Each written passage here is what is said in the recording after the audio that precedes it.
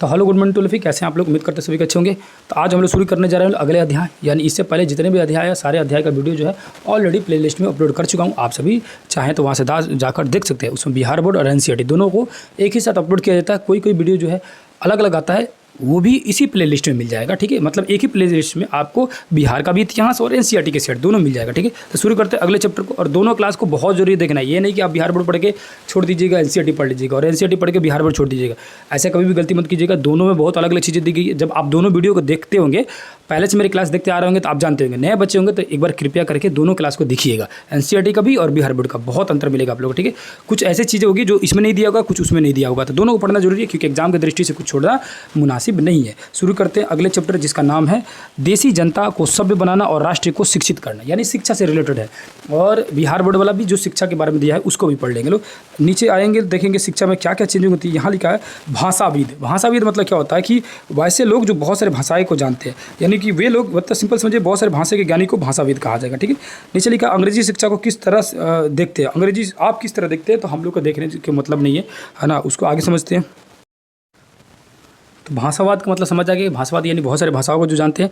और अंग्रेजी शिक्षा को किस तरह देखते हैं, तो अंग्रेजी शिक्षा, अंग्रेजों जो ज़बरदस्ती अंग्रेज हमारे ऊपर थोपे हुए थे। नीचे आएंगे तो लिखा हुआ है कि प्राच्यवाद की परंपरा। अब यहाँ एक एक करके बातें वो समझेंगे कि क्या चीज़ें दी गई है।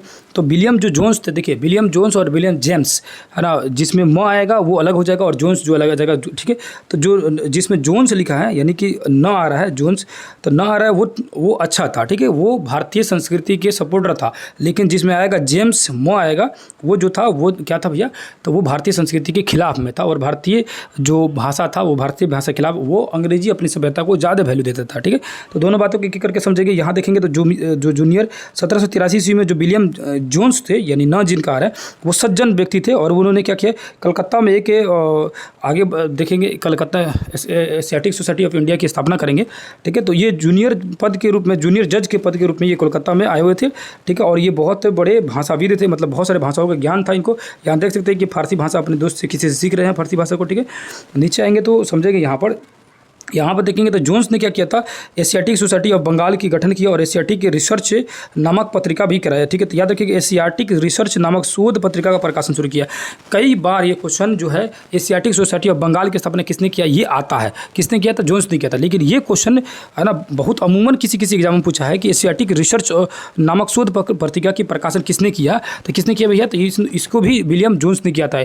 याद रखिए बीपीएससी वही अब पूछ रहा है जो कभी नहीं पूछा गया मोस्टली क्वेश्चन, मतलब कुछ ऐसे क्वेश्चन है जो शुरू से चलते आ रहे हैं, वो सो क्वेश्चन आ ही रहे हैं। ठीक है, लेकिन कुछ ऐसे क्वेश्चन पूछ दे रहा है जो मार्केट में अभी तक लॉन्च नहीं हुआ या नहीं आया हुआ था आज तक एग्जामों में, बहुत सारे एग्जामों में, ताकि माथा चकरा जाए। देखिए, ठीक है, बहुत सारे लोगों को तो क्या हो रहा है ना कि इस चीज़ों को याद रखिएगा। एशियाटिक सोसाइटी ऑफ इंडिया जो है, एशियाटिक सोसाइटी ऑफ बंगाल, इसकी गठन तो आप सभी को पता है कि विलियम जोन्स ने किया था। लेकिन एशियाटिक रिसर्च नामक शोध पत्रिका, इसकी भी जो है प्रकाशन शुरू किया था, यही विलियम जोन्स ने किया था। ठीक है, अब आएंगे तो देखेंगे यहाँ पर एक लिखा हुआ है कि हेनरी टॉमस जो थे, हेनरी टॉमस, क्या नाम था, हेनरी टॉमस कोलब्रुक, ये संस्कृत एवं हिंदुत्व के प्राचीन धार्मिक ग्रंथों के विद्वान थे। याद रखिएगा, भारतीय संस्कृति के बारे में बहुत ज़्यादा दिलचस्पी रखते थे। कौन थे भैया, हेनरी थे।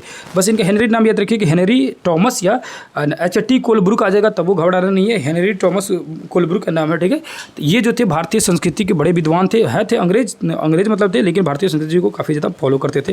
तो ये दोनों जो थे ना, जोन्स और ये हेनरी जो थे, ये भारतीय संस्कृति को बढ़ावा दे रहे थे और ये चाहते थे कि भारतीय संस्कृति द्वारा ही भारत में शिक्षा दी जाए, यानी भारतीय भाषा में। मदरसा क्या होता है, मदरसा एक ऐसा स्थान जहाँ पर शिक्षा दी जाती है। ठीक, मतलब एक ऐसा कॉलेज, ऐसा विद्यालय, ऐसा स्कूल, ऐसा जगह जहाँ पर बच्चों को शिक्षा दी जाती है, उसको बोला जाता है मदरसा, उर्दू भाषा में या अरबी भाषा में। ठीक है, याद रखिए अरबी भाषा में इसको मदरसा बोला जाता है। ठीक है, अब ये मदरसा की स्थापना जो है 1781 ईस्वी में कोलकाता में किया जा रहा था। याद रखिएगा, पहली बार मदरसा जो खोला जा रहा है 1781 में, कहाँ भैया, कोलकाता में खोला जा रहा है, ताकि मुस्लिम बच्चों को पढ़ाया जा सके। ठीक है, वारन हेस्टिंग का देखेंगे तो स्मारक है ना, इसमें वारन हेस्टिंग का स्मारक बनाया गया 1830 ईस्वी में। ये कौन है, वारन हेस्टिंग, जिस ऊपर में रखा गया, नीचे में यहाँ बगल में देख रहे हैं तो इनको मुंशी को रखा गया और इस साइड में शंकराचार्य टाइप के किसी को रखा गया, मतलब संस्कृत के जो ज्ञानी वगैरह होंगे, ठीक है, उनको रखा गया। अब ये जो थे ना वर्नाक्यूलर नाम रखे। वर्नाक्यूलर मतलब होता है ना कि ये वर्नाक्यूलर मतलब क्या होता है, तो यहाँ नीचे देखेंगे आपको मिलेगा। अब एक चीज़ यहाँ पर देख लीजिए, यहाँ पर लिखा हुआ है कि 1791 में हिंदू कॉलेज की स्थापना, बनारस में हिंदू कॉलेज के। तो दोनों डेट याद रखिएगा, 81 में हुआ था मदरसा की स्थापना और 91 में हुआ, यानी 10 साल बाद हिंदू कॉलेज की स्थापना बनारस में होती है। तो 81 में मदरसा की स्थापना हो रही है कलकत्ता में, और बनारस में हो रही है 91 में हिंदू कॉलेज की स्थापना हो रही है। ठीक है, दोनों बात को आप दिमाग में नोट कर ले रहिएगा।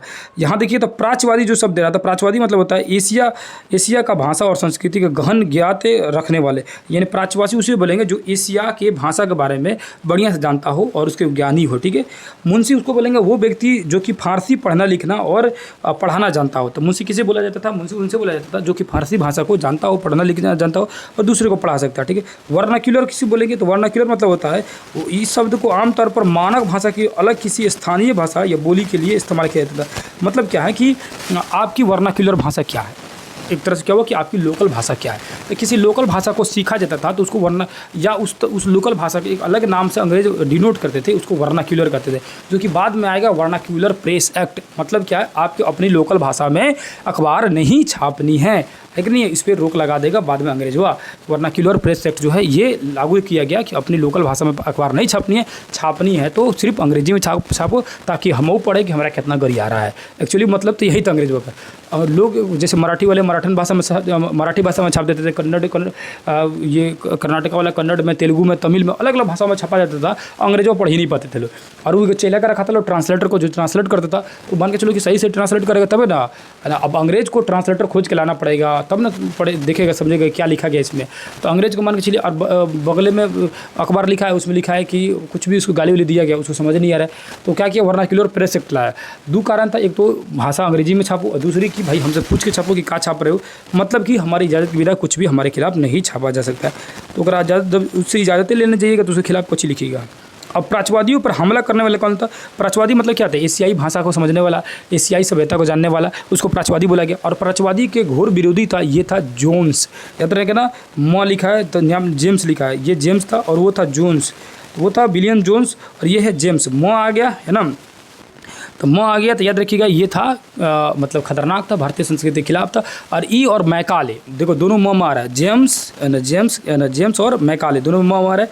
ये मैकाले दोनों था ना, ये दोनों अंग्रेजी शिक्षा के पूरा मैंने फुल सपोर्टर थे। और ऐसा इनको तो इतना ही नहीं, ये लोग कहते थे कि भारतीय सभ्यता के बारे में कहला पढ़ा जाएगा, बेकार है ना, वो सब पढ़ के हम लोग कहला अपना टाइम बर्बाद कीजिएगा। देखो मैकाले का कहा कि भारतीय असभ्य देश है, मतलब भारत में कोनो सभ्यता नहीं है, मतलब एक से मतलब ये लोग बकलोल टाइप का था सब। बकलोल का मतलब थेतराई था, ये लोग राज इन्हीं लोग था तो थेतराई तो होगा। ठीक है, अब उनका कहता था मैकाले कि हमारे एरिया के एक पुस्तकालय जो है ना, छोटा सा पुस्तकालय, भारत में जितनी बड़ी बड़ी ग्रंथ है उसे बढ़िया हमारे एक छोटा पुस्तकालय मिल जाएगा, है ना। अरे इसको क्या मालूम है कि नालंदा विश्वविद्यालय में आग लगाया गया था जब कुछ ये बख्तियार खिलजी द्वारा, तो कई महीने तक जलते रह गया। और वहाँ से देश विदेश से दुनिया से लोग पढ़ने आते थे, आता तब ना इसको मालूम रहता कि भारत की संस्कृति के बारे में, है ना। खुद पढ़ा कहाँ झोपड़ी पट्टी में और इसी से बोलना शुरू कर दिया। ठीक है, तो मैकाले जो था ना, मैकाले कहता था भारत की सभ्यता जो है बेकार है, भारत की संस्कृति जो है खत्म है। ठीक है, भारत में जो भी चीज़ें लिखी गई है वो हमारे एक छोटे से लाइब्रेरी में मिल जाएगा। ठीक है, मतलब कि उससे बढ़िया चीज़ मिल जाएगा। इसके कहने के हिसाब से वो अंग्रेजी शिक्षा पर ज़्यादा जोर दिया, बोला कि अंग्रेजी शिक्षा सिखाओ, हमारी वेस्टर्न कल्चर सिखाओ, हम लोग की जो सभ्यता है पश्चिमी सभ्यता है उसको सिखाओ लोगों को। ठीक है, तो अंततः बहस होकर ये तय हुआ, इसमें तो नहीं दिया हुआ लेकिन उसमें आपको SCERT में दिखाऊंगा, बिहार बोर्ड में। अंततः यही तय हुआ कि जो उच्च शिक्षा है वो अंग्रेजी में दी जाएगी और जो छोटे लेवल की जो शिक्षा है वो लोकल भाषा में दी जाएगी, क्योंकि बच्चे को अभी अंग्रेजी सीखने में थोड़ा दिक्कत होगी। ठीक है, अब यहाँ लंदन में स्थित जो कोर्ट ऑफ डायरेक्टर था 1854 ईस्वी में ये फैसला लिया कि एक वुड डिस्पैच है। तो वुड डिस्पैच जो है, ये क्वेश्चन एक बार पूछा हुआ था कि वुड डिस्पैच निम्न में से किससे संबंधित है? तो शिक्षा से संबंधित थी, क्योंकि इसको वुड का पत्र कहा था, क्योंकि अध्यक्ष जो बनता ना वो चार्ल्स वुड। कौन था भैया? तो चार्ल्स वुड बनाता, जो कि वो अध्यक्ष बनाता कि भारतीय शिक्षा किस तरह दी जाए, अंग्रेजी में, हिंदी में, मतलब उसकी लोकल भाषा में या अपनी पश्चिमी भाषा में। तो इसी के लिए अध्यक्ष किसको बनाया गया था? चार्ल्स वुड को बनाया गया था। तो इन्हीं के नाम पर एक नीति बनी, इस नियम बना, उसका नाम रखा गया वुड का नीति।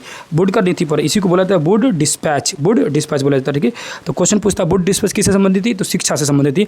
वो भी किस शिक्षा से? तो अंग्रेजी शिक्षा से संबंधित थी, या भारतीय या पश्चिमी शिक्षा से संबंधित है। ठीक है, या पश्चिमी शिक्षा से नहीं, मतलब भारतीय शिक्षा से संबंधित थी, जिसमें पश्चिमी संस्कृति थोपना था जबरदस्ती। ठीक है, भारत में लागू करने वाली शिक्षा की नीति की रूपरेखा स्पष्ट की, मतलब भारत में जो शिक्षा नीति लागू करने वाली रूपरेखा जो थी वो कौन सी थी? वुड डिस्पैच थी। क्वेश्चन कई बार पूछता है, याद रखिएगा। ठीक है, नीचे आएंगे तो प्राच्यवादी के ज्ञान के स्थान पर क्या किया गया, यूरोपीय वाला प्राच्यवादी ज्ञान मतलब क्या, मतलब अपने देश का एशियाई लोगों का अपना भाषा, अपने ज्ञान, अपनी संस्कृति को हटा के यूरोपीय यानी कि पश्चिमी कल्चर को थोप दिया गया ज़बरदस्ती। यही था वुड डिस्पैच का नियम, ठीक है, वुड का नीति पत्र, ठीक है। वुड का नीति पत्र देखेंगे तो यहाँ वुड की नीति पर 1854 में जो आया वो यूरोपीय के ज्ञान को प्रसार करने का मेन मकसद था कि यूरोपीय ज्ञान को बढ़ाना और भारतीय ज्ञान को कमजोर करना, ठीक है। तो ये लागू कर दिया गया। 1857 ईस्वी में जब मेरठ में जब दिल्ली के सिपाही विद्रोह कर रहे थे, यानी कि जब 1857 में जब विद्रोह चल रहा था तो उसी समय कलकत्ता, मद्रास और बम्बई विश्वविद्यालय की स्थापना हो रही है। तो क्वेश्चन पूछता है 1857 की क्रांति के समय किस विश्वविद्यालय की स्थापना हो रही है, तो कलकत्ता, बम्बई और मद्रास की स्थापना हो रही है। कलकत्ता हो गया, बम्बई हो गया, मद्रास हो गया, और ये क्वेश्चन आने की प्रबल संभावना बन सकती है। इसी तरह क्वेश्चन तो बीपीएससी उठा के दे देता है, ठीक है। तो क्वेश्चन पूछेगा कि 1857 की क्रांति के समय में निम्न से किन विश्वविद्यालय की स्थापना हो रही थी, तो कलकत्ता का भी था, मद्रास का भी था, बम्बई का था, और डी ऑप्शन दे देगा इनमें से एक से अधिक, और ई दे देगा इनमें से कोई नहीं। तो ऑप्शन नंबर डी मारिएगा, आप लोग देख लीजिए। तीनों क्या देखें, कलकत्ता, मद्रास और बम्बई, ठीक है। नीचे आएंगे, देखेंगे अगले पेज में, यहाँ पाएंगे तो यहाँ देखेंगे तो ये है स्कॉटलैंड के ईसाई प्रचारक विलियम केरे। तो याद रखिएगा विलियम केरे जो थे वो श्रीरामपुर मिशन की स्थापना किए थे। तो श्रीरामपुर मिशन की स्थापना किसने किया था, तो याद रखिएगा स्कॉटलैंड के निवासी प्रचारक विलियम केरे। तो विलियम केरे कौन थे, तो स्कॉटलैंड के थे, स्कॉट पहन के आए थे। स्कॉट मतलब याद ये इतना रहिए कि स्कॉटलैंड के निवासी थे, ईसाई प्रचारक, इनका नाम था क्या था, विलियम केरे, विलियम केरे, ठीक है। श्रीरामपुरी मिशन की स्थापना किया। अब श्रीरामपुर मिशन क्या है आगे आएगा, समझाऊंगा इसको भी, ठीक है। तो बस अब यहाँ देखेंगे लिखा है कलकत्ता के पास हुगली नदी के तट पर स्थित थे श्रीरामपुर कॉलेज। तो ये इंपॉर्टेंट हो गया, क्वेश्चन पूछेगा श्रीरामपुर कॉलेज जो है वो कहाँ है, तो श्रीरामपुर कॉलेज जो है कलकत्ता के निकट जो हुगली नदी है, हुगली नदी के पास में श्रीरामपुर कॉलेज। और हुगली नदी के बारे में पढ़ा चुका हूँ आप लोगों को ज्योग्राफी में कि गंगा नदी जो आती है उसी में से कट के एक निकलते विभाजक नदी है, मतलब उसी में से कट के से कोलकाता जाती है और बाद में जाकर फिर गंगा से मिल जाती है, उसी को तो हुगली नदी बोलते हैं। कभी कोई क्वेश्चन पूछता है कि कलकत्ता किस नदी किनारे बसा हुआ है, तो हुगली नदी के किनारे। फिर कभी कोई क्वेश्चन बोलता है कि हैदराबाद किस नदी किनारे, मूसी नदी किनारे, लखनऊ गोमती नदी किनारे। बहुत सारी चीज़ें इस तरह मैं आप लोगों को पढ़ा चुका हूँ, जस्ट जो अभी पढ़ाया था ज्योग्राफी में। आप अगर नहीं देखोगे तो देख लीजिएगा, वो पीआरटी के स्टूडेंट हो या किसी भी क्लास को, उसके लिए तो बहुत इंपॉर्टेंट पड़ जाता है, ठीक है। तो कलकत्ता के पास में हुगली नदी के पास में जो श्रीरामपुर कॉलेज की स्थापना की गई थी, और श्रीरामपुर के मिशन की स्थापना जो है किसने किया था, तो याद रखिए ईसाई प्रचारक था स्कॉटलैंड का, उसका नाम था विलियम केरे। केरे ने कर दिया, क्या कर दिया भैया, तो कलकत्ता में ये मिशन श्रीरामपुर मिशन की स्थापना कर दिया, कॉलेज की स्थापना कर दिया, ठीक है, हुगली नदी के पास में जो है, ठीक है। आगे आएंगे, आगे समझेंगे तो यहाँ पाएंगे तो 1830 के दशक में स्कॉटलैंड की सही वही दिया है। उसके बाद से एडम ने पाया कि बंगाल और बिहार में एडम आया। 1830 के दशक में क्या हुआ कि एडम को भेजा गया, ये भी स्कॉटलैंड का था। 1830 के आसपास में इसको भेजा जा रहा है कि जाओ बिहार में शिक्षा को देख के आओ कि किस तरह वहाँ शिक्षा दिया जा रहा है। तो जब वो आया तो पता चला 1 लाख से ज़्यादा यहाँ स्कूल है, हर स्कूल में 20 गो बच्चा है सब, मतलब अमूमन 20 गो बच्चा है सब, है ना। तो 20 गो से ज़्यादा बच्चा उसको नहीं दिखा, 20 गो था, किसी में 10 गो था। तो ये अंदाज़ा लगाया कि 1 लाख है यानी 20 बच्चा है, तो 20 लाख बच्चे जो है पढ़ रहे हैं, जिनके पास कोई व्यवस्था नहीं, कहीं कुछ कोई फील्ड में पढ़ रहा है, कोई बगीचा में पढ़ रहा है, कहीं भी पढ़ रहा है, ठीक है। तो इसको क्या पता चला भैया, तो 1 लाख स्कूल थे, और वो स्कूल जो थे वो भी प्रॉपर रूप से स्कूल नहीं थे, जो गुरु थे वो अपने ही घर के पास में पढ़ाते थे, ठीक है। और उसके बाद देखेंगे तो यहाँ लिखा हुआ है कि यह फ्रांसवा साल्विक नामक डच पेंटर द्वारा बनाया गया है। फ्रांस की 18वीं सदी के आखिर में भारत में आए, ठीक है। बस इसमें यही जानना है कि फ्रांस जो है 18वीं शताब्दी के अंत में भारत में आए। 18वीं शताब्दी का मतलब होता है कि 1700 से लेकर 1799। जब भी बोलेगा 18वीं शताब्दी यानी 1700 की बात कर रहा है, 99 तक की, तो यानी 18वीं शताब्दी के अंत में यानी कि लास्ट में पहुँचे कौन भैया, तो फ्रांसीसी पहुँचे भारत में। बस इतना ही जानने वाला है, ठीक है। आगे आते हैं, अगले पेज में जानते हैं।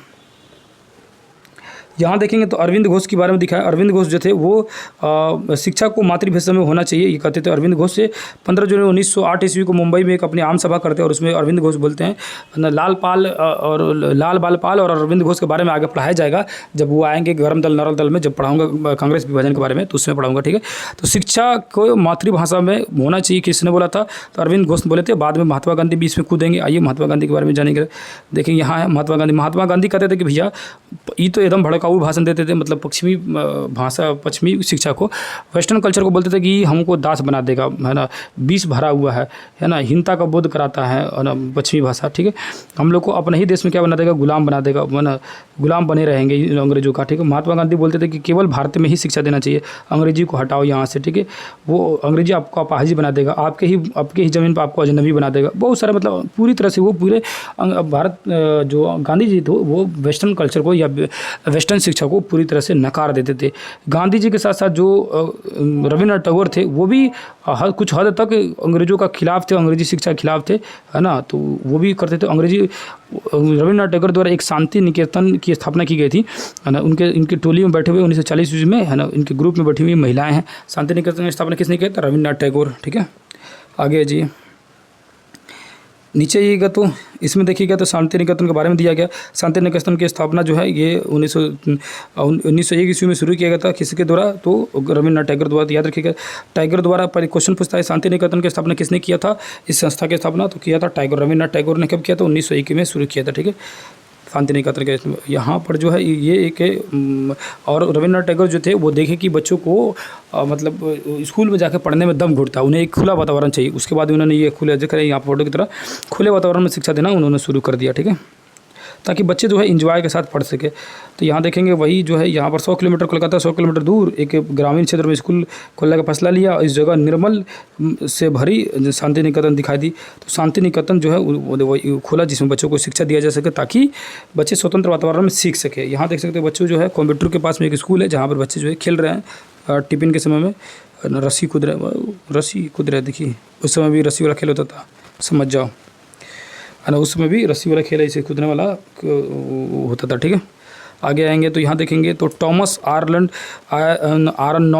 उस दौर में महत्वपूर्ण शैक्षणिक विचारों में से एक था।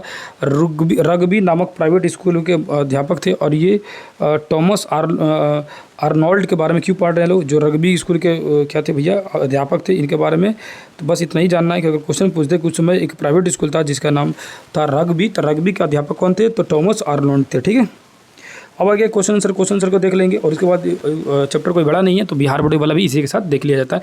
विलियम जोन्स किसे मिलेगा? तो प्राचीन संस्कृतियों का सम्मान। देखिए जोन्स आया ना आया तो प्राचीन संस्कृति के सम्मान करते थे। रविन्द्रनाथ टैगोर आएगा तो टैगोर जी थी वो प्राकृतिक परिवेश में चाहते थे पढ़ने के लिए। मैकाले आ जाएगा तो वो अंग्रेजी शिक्षा को बोलता था करने के लिए। महात्मा गांधी जो थे वो तो घोर विरोधी थे अंग्रेजी शिक्षा के। और पाठशाला मतलब गुरु से मैच करेगा। हो गया ये कंप्लीट हम लोग का। और यहाँ सही गलत दिया तो सही गलत कोई खास चीज़ है नहीं उसमें जानने के लिए। अब पढ़ लेते लोग बिहार बोर्ड का भी एक ही साथ, ताकि बिहार बोर्ड का भी चीज़ें कंप्लीट हो जाए। तो आप कहीं जाना नहीं है, दोनों चीज़ आप पढ़ लीजिएगा। उसमें भी थोड़ी सी अलग चीज़ें मिलेगी, थोड़ी नहीं बहुत अलग चीज़ मिलेगी, क्योंकि जब आप देखिएगा तो आपको खुद पता चल जाएगा। तो शुरू करते हैं, उसको आ जाइए। देखेंगे तो इस चैप्टर का क्या नाम है? इस चैप्टर का नाम है ब्रिटिश शासन एवं शिक्षा। उसमें भी वही था, ब्रिटिश शासन एवं शिक्षा की तरह ही था, मतलब उसमें भी शिक्षा के बारे में दिया गया था। तो इसमें जानेंगे क्या दिया गया, उससे अलग क्या दिया गया। यहाँ देखेंगे तो 1781 ईस्वी में मदरसा की स्थापना की, जस्ट वहाँ देखेंगे। और बनारस में जो संस्कृत विद्यालय यानी हिंदू विश्वविद्यालय बनाया गया, उसका डेट नहीं दिया है, 1791। देखो चीज़ें मिली कि नहीं अलग अलग। उसमें सिर्फ बिहार बोर्ड पढ़ लेते तो 91 वाला छूट जाता आपको। तो 91 में जो बनारस हिंदू विश्वविद्यालय बना और 81 में मदरसा बना था। ठीक है, मदरसा क्या होता है इसे जानी गया कि वो जगह जहाँ पर शिक्षा दी जाती है। अब यहाँ दिखा है कालिदास की रचना। अब बताइए कालिदास की रचना उसमें दिया था? नहीं दिया था। कालिदास की जो रचना है उसका नाम अभिज्ञान शकुंतलम है ना। क्या नाम भैया? तो कालिदास की रचना अभिज्ञान शकुंतलम, याद रखिएगा अभिज्ञान शकुंतलम। हिंदू के पवित्र ग्रंथ कौन सा है? तो गीता, मनुस्मृति, पंचतंत्र, हिपोध्याय आदि पुस्तकों को अंग्रेजी में अनुवाद किया गया। तो इन सबको क्या किया? अंग्रेजी में अनुवाद किया गया ताकि अंग्रेज जो है पढ़ सके। अंग्रेज जो क्या किए भैया? पढ़ सके। ठीक है, फारसी में संस्कृत सीख रहे थे, जैसे कि अभी हम लोग बोला कि जस्ट उसमें पढ़ा कि जोन्स जो थे वो क्या कर रहे थे? भाषावादी थे, भाषाविद थे, मतलब बहुत सारे भाषाओं की जानकारी रखते थे। और फारसी भाषा भी अपने दोस्त से सीख रहे थे। यानी कि कलकत्ता में 1784 ईस्वी में एशियाटिक सोसाइटी ऑफ बंगाल नामक स्थापना की किसने किया था? जोन्स साहब ने किया था। याद देखिए विलियम जोन्स ने किए थे एशियाटिक सोसाइटी ऑफ बंगाल की स्थापना। और अब देखिए उसके बाद से इसी नाम का समय समय एक पत्रिका भी निकाली, एशियाटिक सोसाइटी ऑफ बंगाल नाम से एक पत्रिका भी निकाली। अब इसमें इस पत्रिका में क्या था? तो प्राचीन भारतीयों के मतलब भारतीय परंपराओं का अच्छाइयों का चर्चा था। ठीक है, मतलब जितने भी अच्छे थे बातें उनकी चर्चा की गई थी। ठीक है, यहाँ देख सकते हैं एशियाटिक सोसाइटी ऑफ बंगाल देख सकते हैं, इसकी स्थापना की थी। ठीक है, उसके बाद यहाँ देख सकते हैं अपने दोस्त के साथ वो शिक्षा ग्रहण कर रहे हैं, फारसी सीख रहे हैं। ठीक है, अब आगे आएंगे तो यहाँ देखेंगे तो 1813 ईस्वी में संसद में है ना कि मुद्दा पहुंचा कि किस भाषा में शिक्षा दी जाए। ठीक है, उन्होंने कहा गया कि अंग्रेज़ी सरकार जो है प्रतिवर्ष 1813 में कहा गया था कि अंग्रेज़ सरकार जो है जो 1 लाख खर्च करेगी हर एक साल भारत में शिक्षा के लिए, लेकिन उतना करता नहीं था, बोलता था भले झूठों को। यहाँ आएंगे तो देखेंगे तो कुछ बड़े वर्ग थे जो अंग्रेज़ों का जो कि आलोचना करते थे, जैसे इसमें जेम्स था और कौन था? जेम्स और मैकाले था। इसके बारे में तो आप लोग जस्ट अभी पढ़ लो। जेम्स और मैकाले ये दोनों विरोधी थे लोग। अब राजा राममोहन राय के बारे में दिया है। राजा राममोहन राय जो थे है ना, ये भी क्या थे, अंग्रेजी शिक्षा के सपोर्टर थे। एक्चुअली में वो इंग्लैंड के जो शिक्षा से ही शिक्षा ग्रहण करके आए हुए थे और वो इंग्लैंड के प्रचलित शिक्षा के भारत में प्रसार करने की वकालत करने लगे। राजा राममोहन राय थे, यहाँ गांधी जी जो थे इसके खिलाफ थे, लेकिन राजा राममोहन राय जो है अंग्रेजी शिक्षा के क्या थे, सपोर्टर थे। ठीक है, वो भारतीय सामाजिक जो रीति रिवाज के उसके विरोधी थे, जैसे सती प्रथा, बहुत सारे आगे आएगा राजा राममोहन राय के बारे में। यहाँ देखेंगे तो मैकाले ने अंततः क्या फैसला लिया 1835 ईस्वी में, क्या किया, बोला कि आधुनिक शिक्षा जो मतलब आधुनिक शिक्षा अधिनियम बनाया गया, जिसके तहत ये तय किया गया कि इसके तहत क्या किया गया, उच्च जो होता है उच्च शिक्षा का माध्यम अंग्रेजी में होगा, उच्च शिक्षा का माध्यम क्या होगा, अंग्रेजी में होगा। और आधुनिक शिक्षा अधिनियम इस नाम से कहा गया। और छोटी जो निम्न स्तर की जो शिक्षा है उसको लोकल भाषा में दिया जाएगा। ठीक है, यहाँ बुड डिस्पैच के बारे में आप लोग पढ़ लिया। 1854 ईस्वी में जो बुड डिस्पैच नीति आई थी भारतीय शिक्षा के रूपरेखा लेके। ठीक है, तो क्वेश्चन पूछेगा भारतीय शिक्षा की रूपरेखा जो है किस नीति द्वारा तय की गई थी, तो बुड डिस्पैच के तहत तय की गई थी। ठीक है, नीचे आएंगे तो देखेंगे तो यहाँ पर 1854 ईस्वी में जो नीति आई थी इसका महत्व क्या था। इसका महत्व था कि प्राथमिक शिक्षा को भारतीय भाषा में दिया गया और उच्च शिक्षा को अंग्रेजी भाषा में दिया जाए। ठीक है, 1857 में 30 विश्वविद्यालय की स्थापना की गई थी। मुंबई, जब 1857 की क्रांति हो रही थी तो कलकत्ता, बम्बई और मद्रास, उसमें भी देख लिए हम लोग। अब विलियम एडम की रिपोर्ट, विलियम एडम जो है बिहार में घूमने आया था, जब घूमा तो पता चला उसको 1 लाख से ज़्यादा स्कूल थे, जिससे 20 विद्यार्थी ज़्यादा नहीं थे, लगभग 20 लाख विद्यार्थी जो है इधर उधर कहीं भी पढ़ रहे थे, कहीं बगीचा में, कहीं भी। ठीक है, तो ये सब चीज़ें उसको देख के यहाँ से पता चला और वो जाके रिपोर्ट अपना दिया। उसके बाद से बहुत सारी सुधार लाने की, शिक्षा में सुधार लाने की कोशिश किया गया। ठीक है, और उसके बाद अंग्रेजों द्वारा कोशिश किया गया कि एक पंडित की व्यवस्था किया जाए, मतलब टीचर की व्यवस्था किया जाए, जो कि 4-5 स्कूलों का एक साथ देख रेख कर ले। ठीक है, 4-5 स्कूलों में जाकर घूम पढ़ाए, है कि नहीं, तो 4-5 स्कूलों का देख रेख के लिए एक पंडित की व्यवस्था किया गया। आगे आएंगे तो अंग्रेजी शिक्षा के खिलाफ महात्मा गांधी काफ़ी घूमते, मतलब विरोध करते थे। मस्तिष्क को हीनता बनाते हैं। महात्मा गांधी को मानना था कि ये दास हमको 20 की तरह है, दास बना देगा, हमको अपने ही ज़मीन पर क्या बना देगा भैया, अपने ही जमीन पर हम लोग अजनबी बना देगा। बहुत सारी चीज़ें भाषण बोलते रहते थे। ये अंग्रेजी शिक्षा का घोर विरोधी थे। साक्षरता ये शिक्षा नहीं है। साक्षरता मतलब महात्मा गांधी कहना था कि मेरे शिक्षा से मेरा मतलब ये नहीं है कि बालक जो है मनुष्य मस्तिष्क भावना के श्रेष्ठता के सामने लाया जाए। मतलब इनका मानना था कि मतलब पढ़ लिख ले रहा वही बुद्धि नहीं हो, बुद्धि वो है कि उसके पास सोचने समझने की तार्किक शक्ति हो जाए, मतलब क्या गलत है क्या सही है ये भी जानने लगे। ठीक है, जैसे इनडायरेक्टली वो राजा राममोहन राय के बारे में बोल रहे थे कि साक्षर हैं वो, ठीक है, पढ़े लिखे हैं, होशियार है, लेकिन भारत अंग्रेजी शिक्षा को सपोर्ट कर रहा है, वेस्टर्न कल्चर को सपोर्ट कर रहे हैं, तो उनके हिसाब से वो गांधी जी के हिसाब से मतलब सिंपल समझिए तो साक्षर नहीं है। ठीक है, अब उसके बाद देखिए तो टैगोर जो थे, रविंद्रनाथ टैगोर, उन्होंने शांति निकेतन की स्थापना की। तो आप जस्ट अभी पढ़े 1921 ईस्वी में एक संस्था बना जिसका नाम रखा शांति निकेतन, क्योंकि उनको ऐसा एहसास हुआ कि बच्चे जो है स्कूल के अंदर जो पढ़ने में उनको दम घुटता है। ये जो फोटो इसमें साफ नहीं दिया लेकिन उसमें ठीक ठाक दिया हुआ था। ठीक है, उसको नीचे आएंगे तो कलकत्ता से 100 किलोमीटर दूर जो ग्रामीण क्षेत्र में एक स्कूल खोलना पड़ा। बाद में इसका नाम शांति निकेतन उन्होंने रखा। पहले इसका नाम था क्या, निर्मल शांति से भरी। ठीक है, और जगह खोजा जहाँ की निर्मल शांति से भरा हो, जिसका नाम रखा शांति निकेतन। आधुनिक शिक्षा का देखेंगे तो आधुनिक शिक्षा में अब ये चीज़ें दी गई थी वो नहीं दी गई थी। यही चीज़ें मैं कह रहा हूँ बार बार कि वो चीज़ें आपको वहाँ पर नहीं मिलेगी, क्योंकि बिहार के संदर्भ में बिहार में ही दिएगा ना। यहाँ देखिए 1911 ईस्वी में बंगाल बिहार से अलग हो गया है ना। 1835 ईस्वी में शुरू की गई नई शिक्षा नीति के बाद बिहार में आधुनिक शिक्षा का ढांचा विकसित होने लगा। सरकारी व्यक्तिगत प्रयासों से कई स्कूलों की शुरुआत हुई, आधुनिक शिक्षा लागू हुई। सरकारी प्रयासों से सबसे पहले 1835 ईस्वी में भारत में पटना कॉलेजिएट स्कूल की स्थापना हुई। तो पूछेगा पटना कॉलेजिएट स्कूल की स्थापना कब हुई थी? 1835 ईस्वी में। किसके सहयोग से? अंग्रेजों के सहयोग, मतलब सरकारों के सहयोग से। ठीक है, उसके बाद बिहार में प्रथम आधुनिक स्कूल था। यह क्या था? बिहार का प्रथम आधुनिक स्कूल था। बिहार का प्रथम आधुनिक school Patna collegiate high school, याद रखिए पटना कॉलेजिएट हाई स्कूल जो होता है बिहार का प्रथम आधुनिक स्कूल है, जो कि 1835 ईस्वी में लागू किया गया, मतलब स्थापना किया गया था। इसी कड़ी में 1836 ईस्वी में आरा में हाई स्कूल खुला, 37 में भागलपुर में, 39 में छपरा में और 45 में गया में, मुजफ्फरपुर में खोला गया। देखो जगह जगह खोला जा रहा है। तो पहला कम से कम याद रखिएगा जो कॉलेजिएट हाई स्कूल है जो पहला प्रथम आधुनिक स्कूल है जो अंग्रेजी सरकार द्वारा स्थापना की गई थी। 36 में आरा में, 37 में भागलपुर में, 39 में छपरा में और 45 में गया मुजफ्फरपुर में खोला गया। ठीक है, यहाँ आएंगे तो 1867 ईस्वी में पहला स्थित बांकेपुर बालिका विश्वविद्यालय, ये लड़कियों का प्रथम स्कूल, और 1866 ईस्वी में भागलपुर में खोला गया। यानी 67 में लड़कियों के लिए स्पेशल गर्ल्स स्कूल खोला गया। कहाँ पे? बांकेपुर में। आज भी है बांकेपुर में गर्ल्स स्कूल। ठीक है, याद रखिए। 84 मुजफ्फरपुर में स्थापित मुखर्जी सेमिनरी प्रमुख थे। ठीक है, उसके बाद सर सैयद अहमद जो थे, सर सैयद अहमद आंदोलन में प्रेरित होकर, सर सैयद अहमद का जो आंदोलन था जो मुस्लिमों को शिक्षा ग्रहण करने के लिए, उसे प्रेरित होकर पटना के मौलवी मोहम्मद हसन रोशन मोहम्मद एंग्लो अरेबिक स्कूल 1884 में इसकी स्थापना करते हैं। तो मोहम्मद एंग्लो अरेबिक स्कूल की स्थापना करते हैं कौन? मोहम्मद जो हसन थे वो, तो याद रखिएगा मोहम्मदन के लिए मोहम्मदन एंग्लो अरबिक स्कूल। उसी तरह मुस्लिम जो सर सैयद अहमद खान थे वो भी आंदोलन शुरू करते हैं और अलीगढ़ मुस्लिम यूनिवर्सिटी की स्थापना करते हैं। और तो क्वेश्चन पूछेगा, अलीगढ़ मुस्लिम यूनिवर्सिटी के तर्क पर या सर सैयद अहमद के विचारों से प्रेरित होकर पटना में किसने अलीगढ़ मुस्लिम यूनिवर्सिटी की तरह स्कूल खुलवाया? तो किसने खुलवाया था? तो मौलवी अहमद मोहम्मद हसन, ठीक है, मौलवी मोहम्मद हसन, ठीक है। कौन से स्कूल खुलवाए थे? तो मोहम्मदन एंग्लो अरबिक स्कूल की स्थापना 1884 ईस्वी में किया। उसको दरभंगा में खुला ना, आज दरभंगा का ये जिला स्कूल है कौन सा? तो क्वेश्चन पूछेगा, नॉर्थ बुक हाई स्कूल जो है जब 1880 में खुला गया, वर्तमान में इसका स्कूल क्या नाम है? तो इसका दरभंगा जिला स्कूल नाम है, ठीक है। 63 में पटना में स्थापित पटना कॉलेज की स्थापना की, जो बिहार का सबसे पुराना कॉलेज है। याद रखिए 63 में बिहार का सबसे पुराना कॉलेज स्थापना हुआ, ठीक है। बिहार का सबसे पुराना कॉलेज 1863 ईस्वी में खोला गया था पटना में, ठीक है।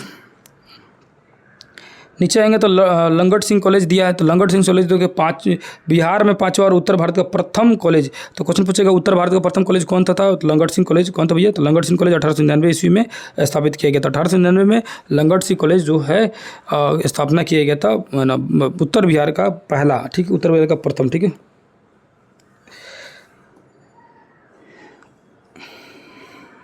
अब यहाँ लिखा है कि उस कॉलेज की स्थापना इसी वर्ष में मुजफ्फरपुर शहर में आयोजित भूमिहार ब्राह्मण सम्मेलन में पारित प्रस्तावों के बाद हुआ। तो भूमिहार ब्राह्मण सम्मेलन में किस कॉलेज को बनाने के लिए मतलब परमिशन मिला? तो लंगट सिंह कॉलेज बनाने के लिए, ठीक है। नीचे आएंगे देखेंगे तो अब आगे क्वेश्चन सर कंप्लीट हो गया चैप्टर। तो इसमें बहुत सारी चीज़ें दी गई थी, जैसे कि पहला स्कूल कब बना, पटना में कब बना।